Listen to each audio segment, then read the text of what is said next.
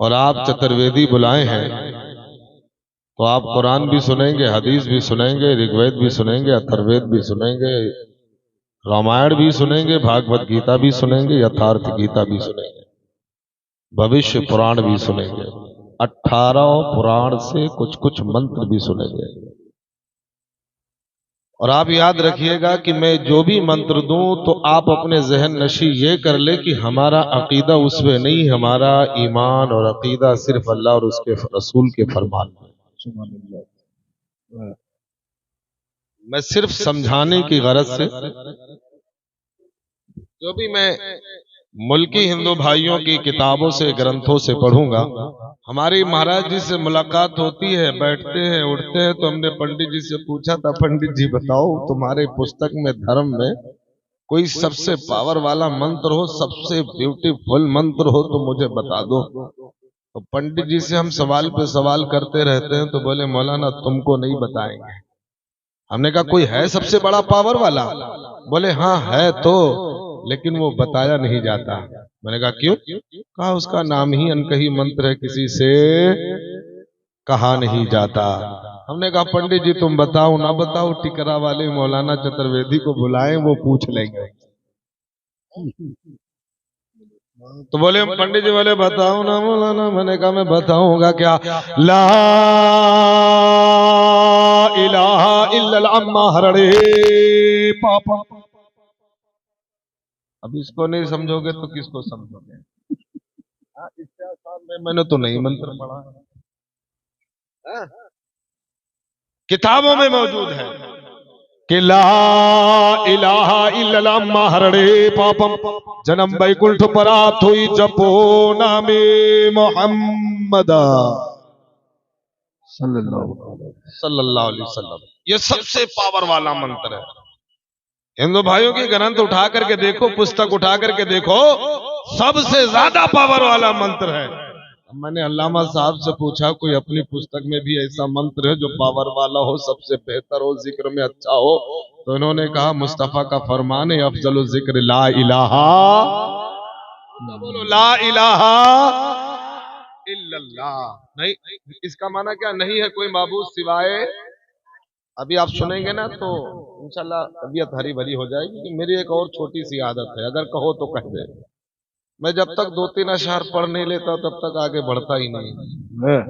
अगर आप दुरूद शरीफ का तोहफा पेश कर लें तो हम भी सुना देते हैं 2-3 अशआर। सल्लल्लाहु अलैहि नबी मुबारक सल्लम सलातु व सलामन अलैहि या रसूल अल्लाह अलैका सलातु व सलाम। हजरात, आशिक से जब पूछा जाता है तुम्हारे नजर में, दिलो दिमाग में क्या है, तो यही जवाब देता है बस मदीना है, मदीना है। तमाम दर शोरा बैठे हुए हैं, उनके जैसी मेरी आवाज तो नहीं है, लेकिन फिर भी मेरा दिल है कि मानता नहीं हजरत हसन की सुन्नत जिंदा करे बगैर आगे बात बढ़ा दे। एक बार पेशगी के साथ कहते हैं या रसूल अल्लाह।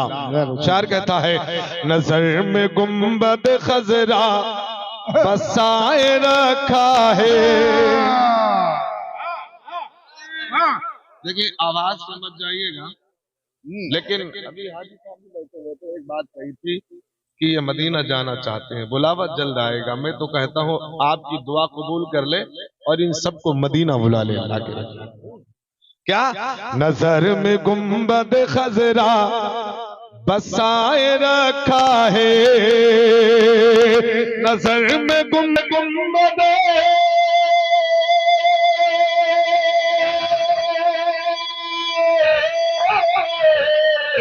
नजर में गुंबद खजरा बसाए रखा है। क्या इसी से अपना नसीबा जगाए रखा है, इसी से अपना नसीबा जगाए रखा है, इसी से अपना नसीबा जगाए रखा है। नजर में गुंबद खजरा बसाए रखा है, नजर में गुंबद खजरा बसाए रखा है। बड़ी अच्छी समातें हैं आपकी। और मैं ये शेर दे रहा हूं, दुआया शेर भी मुलाहिजा फरमा ले कि हमें बुलाइए सरकार अब तो रोजे पर। वाह वाह वाह, अगर आप आमीन कह देंगे,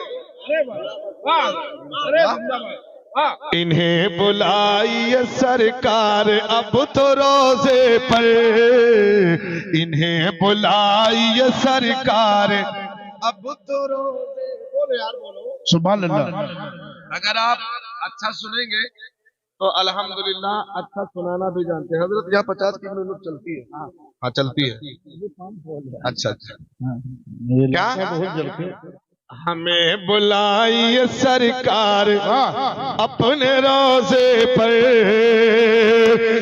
बुलाइए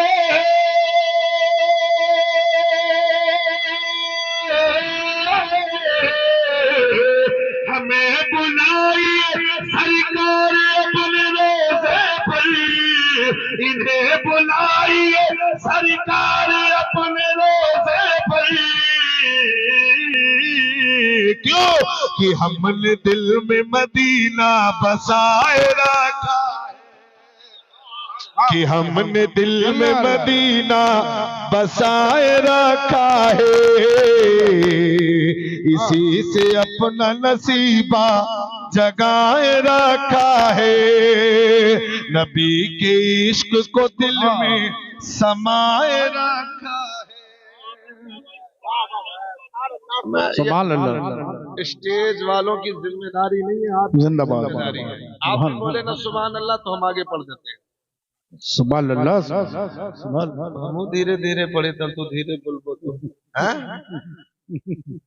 क्या नबी के इश्क को दिल में समाए रखा है, अरे सुखन से अपने लुटाता है प्यार की खुशबू।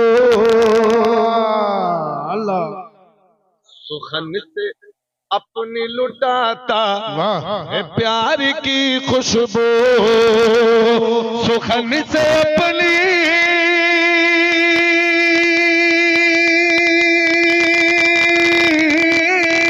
सुखन से अपने लुटाता है प्यार की खुशबू।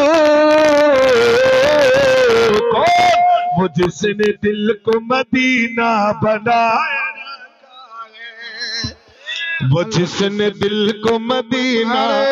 तकबीर, नारे रिसालत, सरकार की आमद, दिलदार की आमद। वो जिसने दिल को मदीना बनाए, ऊंचा बोले यार, मदीना बनाए। अल्लाह तवज्जल कुरान में फरमाता है ला इलाहा, ऊंचा बोलो ला इलाहा इल्लल्लाह। सीधा साधा माना तर्जमा का है, नहीं है कोई माबूद सिवाय। ऊंचा बोलो, नहीं है कोई माबूद सिवाय अल्लाह की। अल्लाह के। आप कहेंगे मौलाना साहब ये तो ये भी बता देंगे, ये तो ये भी बता देंगे, कुछ अपना तो अलग से बताओ। तो हमने कहा पंडित जी मेरे करीब तो आओ। पंडित के करीब गया, मैंने कहा एक बात तो बताओ। तो पंडित बोले मौलाना तुम तो मौलाना, अपन तो पंडित है, मैं क्या बता सकता हूँ। मैंने कहा ना ना ना, मेरे मजहब की, मेरे धर्म की बात पूछनी होती, कुरान की बात पूछनी होती, हदीस की बात पूछनी होती, अल्लामा शहाबुद्दीन का दामन पकड़ता, तुम्हारी ग्रंथ है, पुस्तक तुम्हारी है। मैं मियां बात तो तुम्हारी किताब की करने जा रहा। तो बोले बताओ ना क्या पूछने जा रहे हो। मैंने कहा तुम्हारे यहाँ जब भागवत बैठती है, एक जुमला बार बार पढ़ते हैं, उसका अर्थ बता दो, मैं चला जाऊंगा।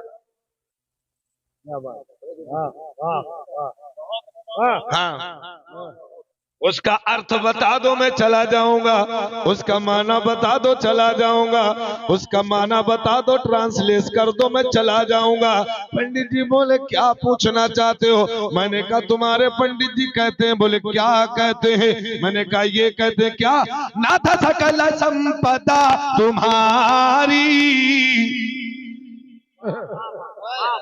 इसको आपने कभी सुना है कि नहीं सुना है? मंदिरों से सुना होगा। भी मैं वहां पे क्या नाम था, मेराज के घर पे था, उधर चल रही है ना, हमरे को एक दो बातें याद आ गई। हाँ, तो मैंने कहा पंडित जी इसका अर्थ बता। बोले क्या क्या? नाथ सकल संपदा तुम्हारी, अरे मैं सेवा का समेत सुतनारी। ये मंदिरों से सुना गया। बोले मौलाना ऐसे मौलाना को पकड़ के लाया है कि मंदिरों वाली आवाज यहाँ से आ रही है। अभी आप इसका माना तो सुन ले, इसका तर्जुमा तो सुन ले। अच्छा ये मैंने पहले कह दिया है कि आपको ये मत सोचना है कि अकीदा मौलाना का यही है। ये तमाम तर आजकल अदर नए नए मौलाना लोग आ गए ना, फौरन फतवा लगाते। बोले तुम्हें रामायण नहीं पढ़ना चाहिए, बोले तुम्हें मंत्र नहीं देना चाहिए। मैंने एक मौलाना को डांट दिया था, मैंने कहा भक, वो तेरा नबी होगा जो मंत्र ना समझता हो, वो तेरा नबी होगा जो मंत्र ना समझता हो। मेरा नबी तो वो है जिनके सदके वाले 7 लाख जबानों का इल्म रखे। फिर मेरे नबी की शान क्या होगी? नबी की तारीफ हो जुबान कोई भी हो। आप बांग्लादेश चले जाओ, उर्दू बोलने वाले नजर नहीं आएंगे। बस अकीदा नहीं बदलना चाहिए, अकीदा अपना इंपॉर्टेंट रखना चाहिए। आओ, तो मैंने कहा पंडित जी इसको बताओ।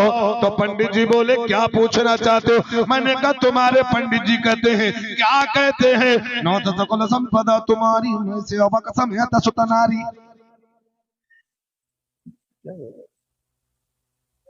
ना तो सकल संपदा तुम्हारी। मेरे भाई अफरा तफरी मत करो। मैं उलमाए कराम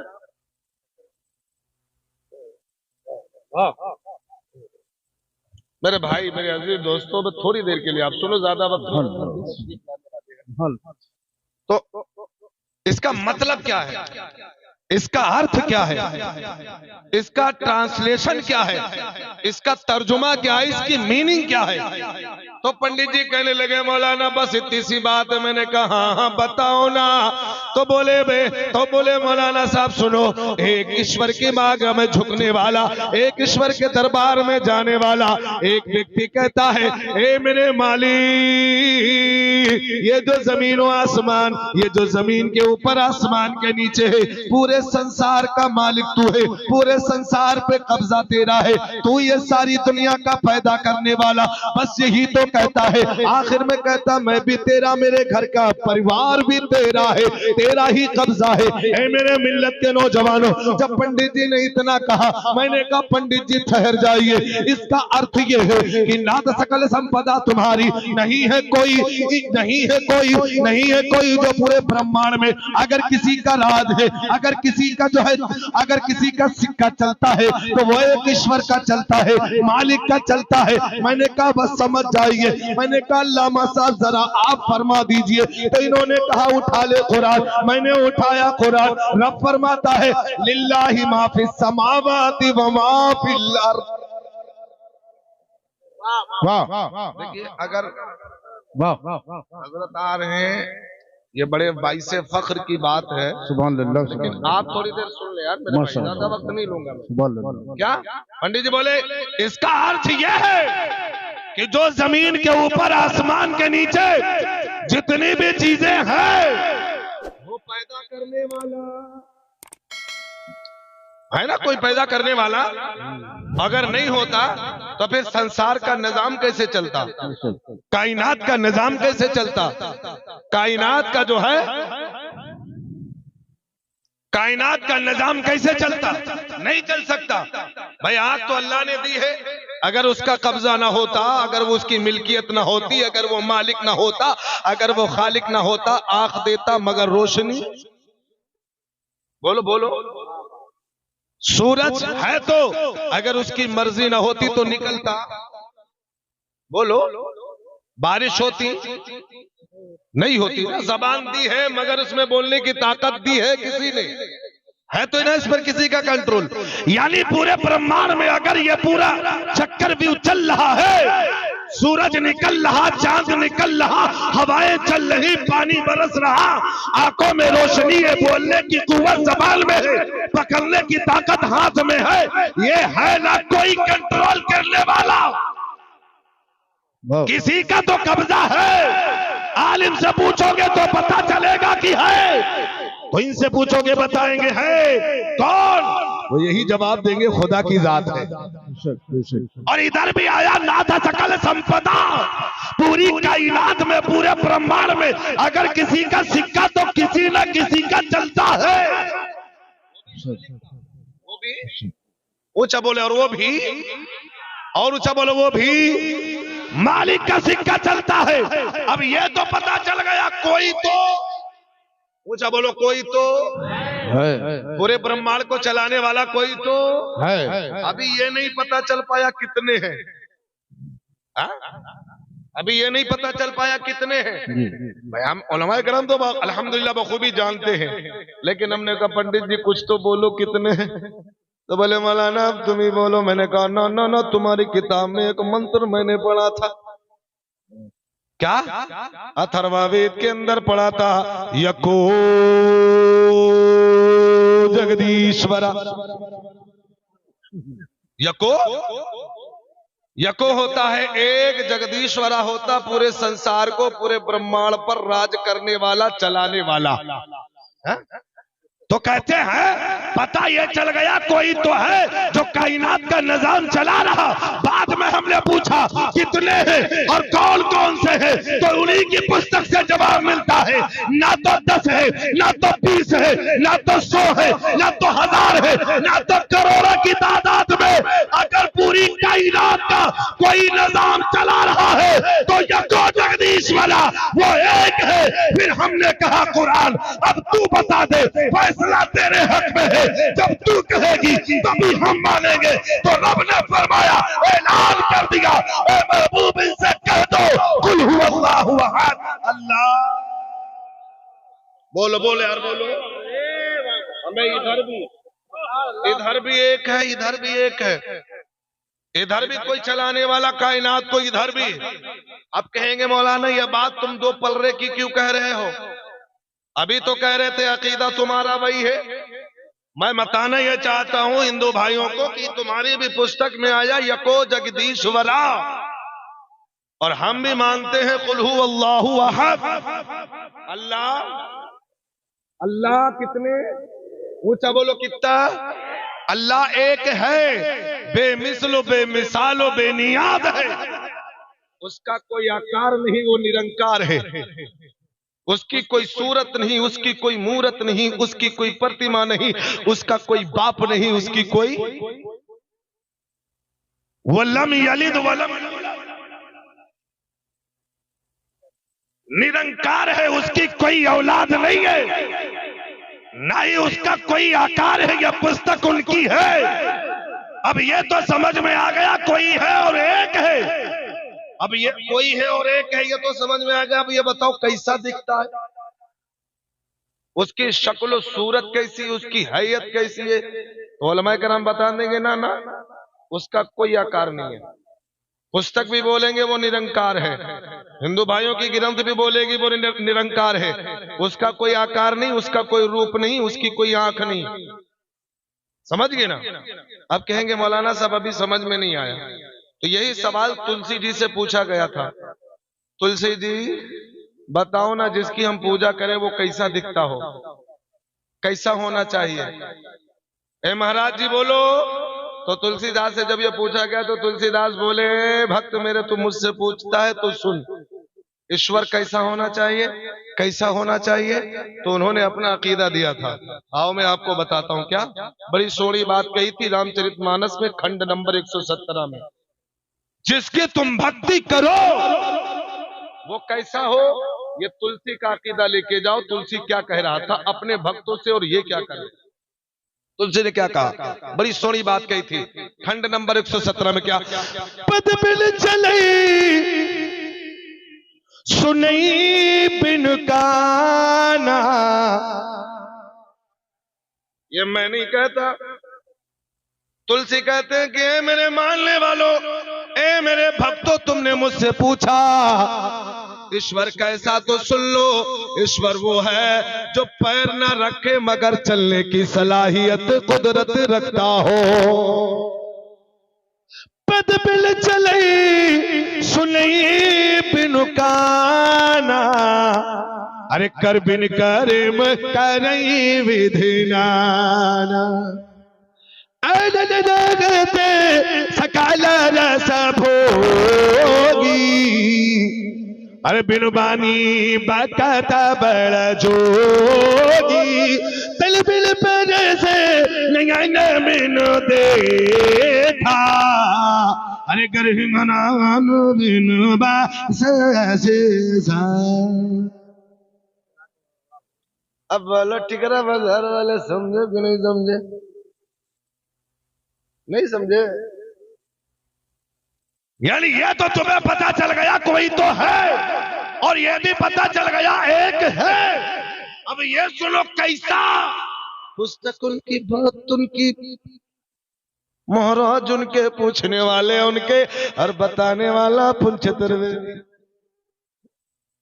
तो क्या इसका मतलब, कहा तुलसी ने स्पष्ट लफ्जों में कह दिया कि पद बिन चले जो पैर न रखता हो मगर चलने की कुदरत रखता हो, और सुनाई बिन काना जो बगैर कान के सुनने वाला हो, बगैर जबान के बोलने वाला हो, बगैर आंख के देखने वाला हो, बगैर हाथ के पकड़ने वाला हो। हमें मियां, अब मैंने पूछा, ए अल्लामा शहाबुद्दीन साहब, आप जिसकी इबादत करते हैं उसका रंग कैसा है, उसका हुलिया कैसा है, उसका दर्द कैसा है, उसका अमल कैसा है, उसकी सूरत कैसी है? तो ये कहेंगे मौलाना इसके बारे में सवाल मत कर, वरना तू ईमान से निकल जाएगा, तेरा ईमान चला जाएगा। मैंने कहा क्यों? कहा जानते नहीं हो, अल्लाह जिस्म से पाक है, अल्लाह जिस्मानियत से पाक है, अल्लाह हाथ से पाक है, अल्लाह पैर से पाक है, अल्लाह कान से पाक है, अल्लाह नाक से पाक है, अल्लाह जबान से पाक है, अल्लाह आंख से पाक है। मैंने कहा फिर क्या अल्लाह सुनता है? वो बोले हाँ हाँ,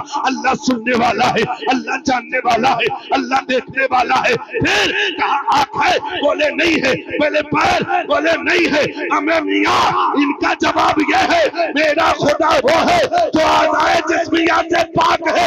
यही तो तुलसी ने कहा था, ए मेरे भक्त सुन ले, जब तुम ईश्वर के आगे झुकना, तुम्हारा ईश्वर वो है जो आज़ाए जिस्मिया से पाक है, वही तो मेरे खुदा की जात है। वही तो मेरे खुदा की बात है। अच्छा बोलो, समझ गए कि नहीं समझे? अब मैं तो समझ गया हूं, आप भी समझ गए। मैंने कहा था इधर भी है, इधर भी है। भाई कुरान में भी, अथर्ववेद और ऋग्वेद में भी मैंने पढ़ा देखा। मैं सारे अकायद की बात नहीं कर रहा हूं। इधर भी एक है, इधर भी एक है, फिर झगड़ा किस बात का पड़ा हुआ? इधर भी एको जगदीश्वरा, इधर भी कुल हुवल्लाहु अहद। और एक बात और मैं बता दूं, सारे धर्मों की किताबें पढ़ के देख लो, सब में यही मिलेगा, सबका मालिक। ऊंचा बोलो, ऊंचा बोलो। अब बात यहां पर अटक गई कि इधर भी है, इधर भी है, फिर झगड़ा क्यों? जहन्नमी दोज़खी क्यों? जुमला दे रहा हूं, यह जन्नती और दोज़खी का मसला क्यों? मोमिन और काफिर का मामला क्यों? इधर भी ला इलाहा इल्लल्लाह हरड़े पापम, और इधर भी है ला इलाहा इल्लल्लाह मुहम्मदुर रसूलुल्लाह। भाई बात समझ में आ गई क्या? का ला इलाहा इल्लल्लाह इधर भी है, इधर भी है, इधर भी है, इधर भी। अब इधर वाला क्यों गुमराह, इधर वाला क्यों काफिर, इधर वाला? अब तवज्जो देना मेरी बात की तरफ, मेरी बात की तरफ तवज्जो देना। बात यहां पर यह आकर के मामला फंस गया कि ए खुदा को बताया इधर भी जा रहा, इधर भी जा रहा, ए खुदा के इबादत का तरीका इधर भी है, इधर भी है। अब पता यह चला जिन्होंने मान लिया, ऊंचा बोलो जिन्होंने, अब बोलो हमने माना कि नहीं माना? ऊंचा बोलो माना कि नहीं माना? अच्छा ला इलाहा इल्लल्लाह पढ़ा कि नहीं पढ़ा? जरा सब लोग एक बार पढ़ के सुना दे, ला इलाहा इल्लल्लाह मुहम्मदुर रसूलुल्लाह। अब नहीं है कोई माबूद अब सिर्फ मान लेने से काम नहीं चलेगा, अकीदा भी आपको रखना है और अमल भी करना। इधर है, इन्होंने मान लिया तो वो ईमान वाले बन गए, और ये नहीं माने तो वो बेईमान बन गए। क्योंकि पुस्तक तो कह रही है कि यको जगदीश्वरा, एक ही है, एक ही है, एक ही है। कहते यकम ब्रह्मदित्य निधि नास्ते नास्ते किंचन, एक ही है ईश्वर, एक ही है मालिक, दूजा नहीं है, नहीं है तो नहीं है, है ही नहीं, दूजा है ही नहीं। अब तीजा चौथा पांचवा छठा सातवां की तो बात ही छोड़ो, जब दूसरा ही नहीं तो तीसरा कहां से आएगा? आएगा नहीं, आएगा ना। जब तीसरा नहीं तो चौथा कहां से आएगा? तो स्पष्ट लफ्जों में लिखा कि कोई माबूद इबादत के लायक है ही नहीं, सिर्फ अकेला। मैंने सारे धर्मों को पढ़ा, सारे धर्म वाले अलग अलग लेके बैठे, लेकिन जब मैंने इस्लाम को पढ़ा, जब मैंने कुरान को पढ़ा, जब मैंने बुखारी को पढ़ा, इस्लाम के फॉलोवर को पढ़ा, जानने पहचानने मानने वालों को पढ़ा, तो उनके ज़बान से ला इलाहा, नहीं है कोई माबूद अल्लाह के सिवा कोई माबूद। अब तुम मानते भी हो, पढ़ते भी हो और करते भी हो, मतलब किसी को शरीक, क्योंकि अगर आपने किसी को शरीक कर दिया, इबादत के लायक समझा, तो ईमान, यही वजह है कि हमने मान लिया। मेरे नबी ने फरमाया हमने मान लिया। और एक बात और बता दें आपको, अब ये तो समझ में आ गया कोई है, एक है और कैसा है, ये भी समझ में आ गया। जो आज़ाए जिस्मिया से, जिस्मो जिस्मानियत से, कौनो मका से पाक, वही तो खुदा की। अब एक बात और समझ में आ गई है कि हम यार इबादत करें तो कैसे करें। अल्लामा शहाबुद्दीन साहब से पूछिएगा तो ये बता देंगे, आप नमाज पढ़ो, नमाज फर्ज, रुकू फर्ज है, कयाम फर्ज है। तो यही बात जब हमने उनकी ग्रंथों में पढ़ा, श्री रामवत्तम में किताब है, पेज नंबर 48 में मैंने पढ़ा, बड़े स्पष्ट लफ्जों में लिखा कि कैसे इबादत की जाए। उनके मानने वालों से मैं बताना चाहता हूँ, जब राम सीता को हरण करके लेके गया था रावण, तो छुड़ा के जब आए थे, राम जी से पूछ रहे थे, कौन? हनुमान। कह रहे थे, है प्रभु बताओ ना, हम इबादत करें तो कैसे करें, पूजा करें तो कैसे करें? तो राम जी ने ये नहीं कहा था कि तुम मेरी पूजा करो, उन्होंने कहा था, क्या कहा था जानते हो? बड़ी सोनी बात कही थी, कहे हनुमान सुनो, जब तुम पूजा करना चाहो तो एक बात अमल कर लेना, मैं 5 चीजें बताता हूं, इसके बगैर पूजा नहीं है। बोले कौन सी? कहा सुनो, प्रथम तरा का पयावा, द्वितीय अंधरे चंद्र का, तृतीयम दंडमुच्यन्ते, चतुर्थ कुंडलाकारम, पंचम बिंदु संयुक्ति हो ज्योति रूप का। नहीं समझे? अरे हजरत को जाने दो, हाजत होगी ना कहीं जाना। तो सुनो, क्या कितनी चीजें बताई? 5 चीजें। कहते प्रथम तरह का पयावा, सबसे पहले तुम दोनों पैर पे सीधे खड़े हो जाओ, दोनों पैर पे सीधे। अब जब हमने इमाम साहब को पढ़ते देखा, मौलाना शहाबुद्दीन साहब को, तो मैंने कहा कि ये नियत बांध के कहाँ खड़े रहते? सीधे खड़े रहते। देखिएगा तरीका, देखिएगा।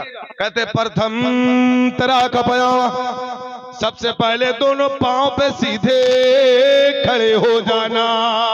अब मैंने इमाम को कयाम की हालत में देखा तो मैं समझ गया, मेरे नबी ने जो फरमाया, मेरे नबी ने जो फरमाया वो इधर भी कहा जा रहा। तो ये अमल क्यों नहीं, अमल क्यों नहीं? कहते द्वितीय अंधरे चंद्र का, दूसरा आधे चांद की तरह। आधे, आप यार खाली मुड़िया हिलाए रहे हो, तो एक तो स्टेज का भी साथ कम है, तो आपका भी क्यों कम मिले?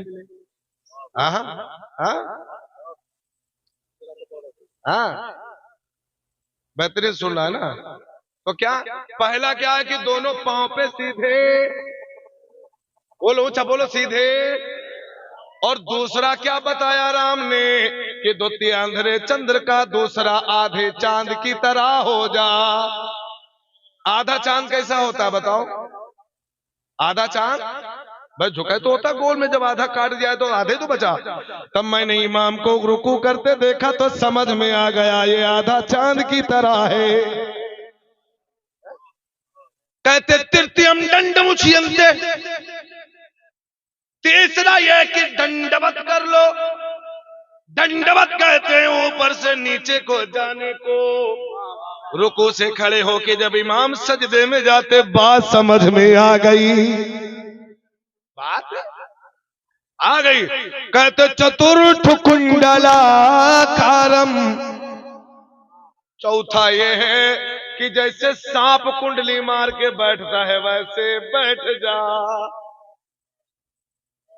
सांप कैसे कुंडली मार के बैठता, ऐसा ही ना। अब मैंने इमाम को देखा कि तशहुद में कैसे, अत्तहियात में कैसे बैठता, समझ में आ गया। अब समझ देना क्या, अल्लाह के नबी ने फरमाया क़याम फर्ज है, क़याम रुकू फर्ज है। तुम्हें पहले खुदा की बारगाह में खड़ा होना पड़ेगा, फिर रुकू में जाना है, फिर तुम्हें सजदे में जाना है, फिर अत्तहियात में बैठना है, फिर आपको सलाम फेरना है। आप कहेंगे मौलाना ये कंपैरिजन कैसा है, ये आपका मामला कैसा है, ये जो आपका जो मामला चल रहा है इधर से कैसा। मैंने कहा सुन लो, स्पष्ट लफ्जों में सुन लो। इन्होंने ये कहा था प्रथम तरह का पयावा, पहले सीधे पांव पे खड़े हो जाना, फिर आधे चांद की तरह हो जाना, फिर दंडवत कर लेना, फिर जो है कुंडली मार के बैठ जाना। अब मुझे पता चल गया हम ईमान वाले जो है, मेरे नबी ने फरमाया क़याम फर्ज है तो हम क़याम करते नजर आ रहे हैं, रुकू फर्ज है रुकू करते नजर आ रहे हैं, अत्तहियात हमको वाजिब है हम पढ़ते नजर आ रहे हैं, सलाम भी फर्ज है हम फेरते नजर आ रहे हैं। यह सब जरूरी है और इनकी भी पुस्तक में है, हमारी किताबों में है, हमने मान लिया, और इनकी पुस्तक में है। इन्होंने बोलो तो ला इलाहा नहीं है कोई माबूद सिवाय अल्लाह के। बोलो ऊंचा बोलो, नहीं है कोई माबूद सिवाय अल्लाह के। मेरे अजीज दोस्तों, अल्लाह तबारक व तआला ने कुरान अजीम में फरमाया नहीं है कोई माबूद सिवाय। अब मैंने जो दूसरी आयत पढ़ी थी जिसमें रब तबारक व तआला फरमाता है या अय्युहल्लज़ीना आमनुत्तकुल्लाह, ऐ ईमान वालो अल्लाह से। पहले तो ये चल रहा था नहीं है कोई माबूद सिवाय अल्लाह के, कोई सिवाय अल्लाह के माबूद ही इबादत के लायक नहीं है, उसी की तुमको इबादत करना है, और अगर आपने किसी को शरीक कर लिया तो आप ईमान से खारिज हो गए। अब अल्लाह की जात क्या है और उससे डरना है तुम्हें। अल्लाह ने क्या फरमाया, ईमान वालों अल्लाह से। भाई हजरत आ रहे हैं, आप बैठ जाए, बस मेरा भी टाइम होने वाला। हजरत आएंगे, मैं अपनी बात को मुकम्मल कर दूंगा। तवज्जो दे मेरी थोड़ी देर के लिए, मैं आपको कुछ अब अनमोल बातें बता के जाता हूँ। नहीं है कोई माबूद सिवाय अल्लाह के। और दूसरी आयत का मैंने टुकड़ा पढ़ा था, अल्लाह ताला फरमाता है या अय्युहल्लज़ीना आमनुत्तकुल्लाह, ऐ ईमान वालो अल्लाह से डरो। ऊंचा बोलो, ईमान वालो अल्लाह से डरो। जो बंदा ईमान अल्लाह से डर जाता है वो कामयाब हो जाता है। कभी तो अल्लाह का महबूब बनता है, कभी तो अल्लाह का प्यारा बन जाता है, कभी तो अल्लाह का वली बन जाता है। तो सुनो, अल्लाह ने फरमाया ईमान वालो अल्लाह से। तो आप लोग डरते हैं कि नहीं डरते? ऊंचा बोलो।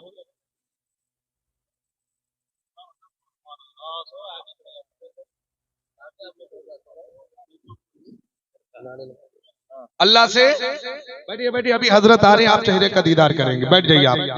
अल्लाह से डरो। अल्लाह तबारक व तआला ने फरमाया ईमान वालो अल्लाह से डरो, और जो बंदा अल्लाह से डरता है अल्लाह ताला उसे उरूज और इर्तिका अता फरमा देता। तो अब डरने के लिए तुम्हारा दिल भी साफ होना चाहिए, होना चाहिए कि नहीं होना चाहिए? नारे रिसालत, फैज़ान हुजूर हसन मिल्लत, नारे तकबीर, इस्माइली दूल्हा, बरकाती दूल्हा, फैज़ान सरकार मसूली शरीफ, नारे तकबीर। बस आप साथ बैठे रहे, बाद में बोसा कर लीजिए, कत्ता बैठे रहे वहीं बैठ जाए, बाद में बोसा कर लीजिए, बाद में मान जाइए बैठ जाइए, आप लोग बैठ जाइए, बैठ जाइए। अभी आपको बहुत उम्दा नातिया कलाम भी आपको सुनना है। मोहतरम जाकिर इस्माइली साहब भी तशरीफ फरमा है, और हुजूर आले नबी औलादे अली की तशरीफ आवरी हो चुकी। आप उनके रुखे ज़ेबा के दीदार करिए। मैं मियाँ देखिए ना चेहरे पे कितना नूर है। आल का ये हाल है, मेरे नबी का क्या कमाल होगा, क्या हुस्न है। तो सुनिएगा, मैं आगे था, ईमान वालों अल्लाह से डरो, अल्लाह से ऊंचा बोलो यार, अल्लाह से डरो। अब मैं आपको बताना चाहता हूँ, एक साहब से, मेरे पंडित साहब से मेरी बातचीत हुई, तो पंडित जी से मैंने पूछा था, अच्छा अल्लाह से डरने के लिए अपने दिल को तुम्हें साफ करना पड़ेगा, अपने दिल को तुम्हें, ऊंचा बोलो यार, अपने दिल को तुम्हें, अच्छा अगर दिल में बेईमानी है तो अल्लाह से डरने वाले हुए, हाँ? दिल में दगा है, अल्लाह से डरने वाले हुए। तो मैंने पंडित जी से पूछा था, सावन का महीना था, वो कांधे पे लेके जाते हैं कावड़, तो मैंने कहा था ये कहाँ जा रहे हैं, तो पंडित जी बोले गंगा स्नान करने जा रहे हैं। मैंने कहा इससे होगा क्या, तवज्जो देना मेरी बात की तरफ, इससे क्या होगा, तो बोले गंगा स्नान करने के पाप धुल जाएंगे। मैंने कहा पंडित जी आप गलत कह रहे हैं, तवज्जो देना, मैं हुजूर की मौजूदगी में बोल रहा हूं, क्या बोले इससे पाप धुल जाएंगे। मैंने कहा पंडित जी गलत, तो बोले मौलाना तू हर बात मेरी गलत कह रहा है, फिर सही क्या है। मैंने कहा तुम्हारे पंडित जी कहते हैं, बोले क्या कहते हैं, तुम्हारे पंडित जी कहते हैं, मैं कहो तो कह के सुना दे, क्या कहते हैं जानते हो, मैं तो गंगा नहाने हरिद्वार काशी गया, ये उनका जुमला है। हमें खाली नहाने से काम नहीं बनेगा, अगर मकाम हासिल करना है तो तुमको अपना दिल भी साफ करना पड़ेगा। वो बोले जबान को खोले, मैंने कहा पंडित जी तुम्हारे ये कहते क्या, मैं तो गंगा गया और काशी गया, अरे गंगा नहाते ही मन में ख्याल आ गया। एक बता देना, बस हो गया कि मैं तो गंगा गया, अब मैं नहीं गया, मेरे पे मत शक करिएगा, पंडित जी कहते हैं मैं तो गंगा गया और काशी गया, अरे गंगा नहाते ही मन में ख्याल आ गया, क्या अरे तन को धोया मगर, पंडित जी बोले तन को धो या मगर मन को धो या नहीं, तन को धो या मगर मन को धो या नहीं, मुझको गंगा नहाने क्या फायदा, मुझको गंगा नहाने से क्या फायदा। हमें मियाँ अल्लाह से डर, अल्लाह से डरने के लिए तुम्हें अपने दिल को साफ करना पड़ेगा, अब इस पर नजर पड़ी कबीर की तो बोला, कबीर की नजर पड़ी तो बोला, जबान को बोला, और कटरा बाजार बड़े बड़े आहिस्ता से बोला, टिकरा वाले नहीं बोले। एक बार नबी के नाम पे कह दें या रसूल अल्लाह, क्या बड़ी सोरी बात, जब इस पर नजर पड़ी दिल के बारे में तो कबीर की नजर पड़ी तो बोल पड़े, क्या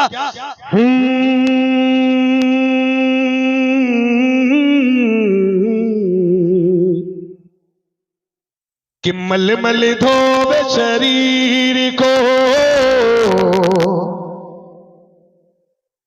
आपने सुना होगा ना कि मल मल धोवे शरीर को, धोवे ना मन का मैल, मल मल धोवे शरीर को, धोवे ना मन का मैल, अरे नहाए नहाए गंगा गोमती, रहे बैल के, बोलो बैल के बैल। अमे मियाँ तुम नहाते हो कि नहीं नहाते, बोलो नहाते हो, अब नहाते हो तो बोलो किससे नहाते हो, लाइफबॉय से, लक्ष्य से, पियर से। आजकल का नौजवान न जाने कितने साबुन और कितने प्रोडक्ट इस्तेमाल करता है, लेकिन आओ मैं आपको बताता हूँ, आपको बताना यह चाहता हूं कि सुन लो, आप जिस साबुन से नहाते हो इससे चमक पैदा होने वाली नहीं है, एक ऐसा प्रोडक्ट है अगर मैं आपको बता दूं, उसे लगा लिया करो, 24 घंटा चेहरे पे नूर रहेगा। आप प्रोडक्ट लेना चाहते हैं ना? हाँ? ऐसे नहीं ना, ऐसे नहीं। जरा एक बार नबी के नाम पे कह दें या रसूलुल्लाह। यानी आप चाहे पियर से नहाए, लक्स से नहाए, लाइफबॉय से नहाए, चाहे फेयर एंड लवली लगाए, चाहे कुछ भी लगाए। अम्मा बहनों का तो कुछ भी ना करो, इतना लगाती है कि दिन भर लोपे पीते रहती है, इतना लेपती है, खुदा जाने इनको किसको दिखाना है? तो सुनो हमें मियाँ, ये प्रोडक्ट जो दुनियावी प्रोडक्ट है, ये तुम्हें रोशन नहीं कर सकता।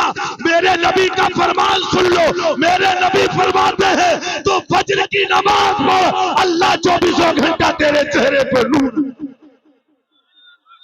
हाँ? तो इसलिए कि नमाजों की पाबंदियां करो, और अल्लाह से डरने वाला नमाजें पढ़ता है, अल्लाह से डरने वाला नमाजें पढ़ता है, रोजे ऊंचा बोले यार, रोजे रखता है। एक बात मैं जल्दी जल्दी कर रहा हूं, फिर कबीर की नजर पड़ी तो बोला, जबान को नहाए धोवे का होई, नहाए धोवे का होवी, जो मन मैली न जा, नहाए धोवे का होवी, जो मन मैली न जाए। अरे मीन सदा चली में रहे, धोवे बास न जाए हो यारा, धोवे बास न जाए। या अय्युहल्लज़ीना आमनुत्तकुल्लाह, ऐ ईमान वालो अल्लाह से डरो। और चलते चलते मैंने पंडित जी से कहा था, ए पंडित जी जरा माँ बाप के बारे में बता दें।